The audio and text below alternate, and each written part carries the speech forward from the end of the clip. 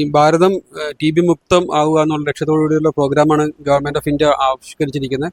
അപ്പോൾ അതിൻ്റെ ഭാഗമായിട്ടൊരു സ്പീഡപ്പ് ആക്കാൻ വേണ്ടിയാണ് 100 ഡേ പ്രോഗ്രാം നടത്തിക്കൊണ്ടിരിക്കുന്നത്. ഇതിൻ്റെ പ്രധാന ലക്ഷ്യം ഓരോ വ്യക്തികൾക്കും TBയെക്കുറിച്ചുള്ള അവബോധം ഉണ്ടാക്കുക എന്നുള്ളതാണ്. 2 ആഴ്ചക്കുള്ളിൽ ചുമയോ അല്ലെങ്കിൽ 2 ആഴ്ചക്കുള്ളിൽ പനിയോ അല്ലെങ്കിൽ എപ്പോഴെങ്കിലും ചോരയുടെ അംശം കഫത്തിൽ കാണുകയോ ചെയ്തു കഴിഞ്ഞാൽ ഉടനെ അത് TB ആകാം എന്നുള്ളൊരു സാധ്യത എല്ലാ രോഗികൾക്കും എല്ലാ വ്യക്തികൾക്കും മൊത്തത്തിൽ എത്തിക്കുക എന്നുള്ളതാണ്. അത് ഗ്രാസ് റൂട്ട് ലെവൽ വരെ എത്തിക്കുക എന്നുള്ളതാണ് ഇതിൻ്റെ പ്രധാന ലക്ഷ്യം. അതിനുവേണ്ടിയാണ് നമ്മൾ ഈ IEC ആക്ടിവിറ്റീസും ക്യാമ്പുകൾ ട്രെയിനിങ്ങുകളൊക്കെ നടത്തിക്കൊണ്ടിരിക്കുന്നത്.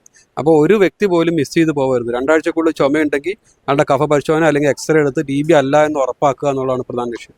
കാരണം അവർ ഓരോ ദിവസം വൈകും തോറും അത് സ്പ്രെഡ് ചെയ്യാനുള്ള സാധ്യത കൂടിക്കൊണ്ടിരിക്കും. അവരുടെ വീട്ടിലേക്കായാലും മറ്റുള്ളവർക്കൊക്കെ സ്പ്രെഡ് ചെയ്യാനുള്ള സാധ്യത കൂടും. എത്രയും പെട്ടെന്ന് കണ്ടെത്തുക, എത്രയും പെട്ടെന്ന് ചികിത്സിക്കുക.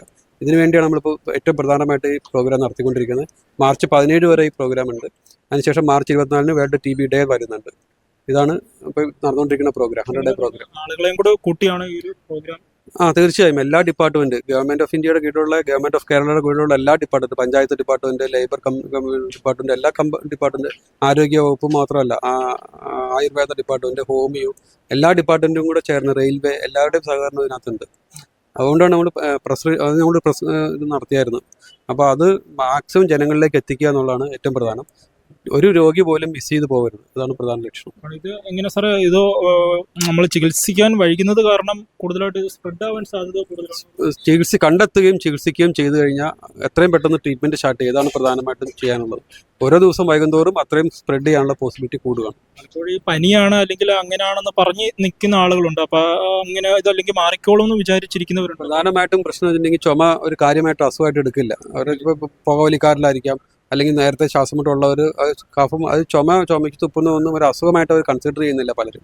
പക്ഷെ അത് അങ്ങനെയല്ല, അതൊരു അസുഖമാണ് എന്നുള്ള കാര്യമാണ് ആദ്യം മനസ്സിലാക്കേണ്ടത്. അത് TB ആവണം എന്നില്ല, എല്ലാവരും TB ആവണം എന്നില്ല. പക്ഷെ TB അല്ല എന്ന് ഉറപ്പാക്കണം. TB അല്ലാന്നുണ്ടെങ്കിൽ അത് എന്താണെന്നുള്ളത് ചികിത്സിക്കണം. ഇപ്പോൾ ന്യൂമോണിയ ആവാം, COPD ആകാം, അല്ലെങ്കിൽ ചിലപ്പോൾ ക്യാൻസർ, ശ്വാസകോശത്തിലെ ക്യാൻസർ ആകാം.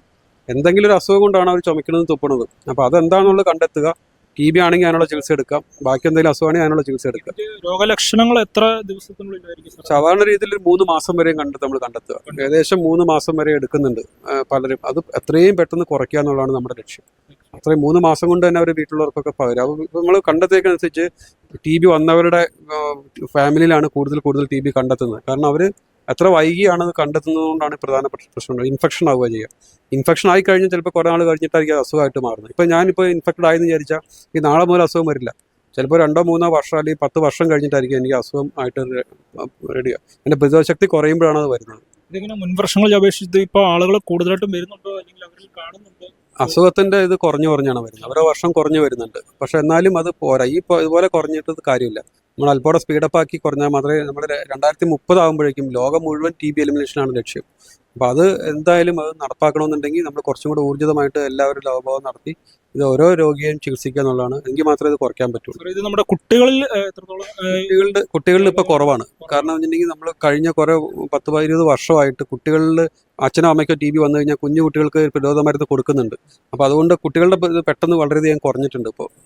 പക്ഷെ എന്നാൽ പോലും കുട്ടികളിലും TB ഉണ്ട്, ഇല്ല എന്നല്ല, ഉണ്ട്, കുറവാണ്. കമ്പാരിറ്റീവ്ലി വയസ്സാകുന്നതോറാണ്, പ്രായം കൂടുന്നതോറാണ് TB വരാനുള്ള സാധ്യത കൂടി വരുന്നത്. ചികിത്സ എടുത്താൽ നമുക്ക് മാറും മാത്രമല്ല, നമ്മുടെ കോണ്ടാക്ട്സിനും അത് പ്രയോജനം ചെയ്യും.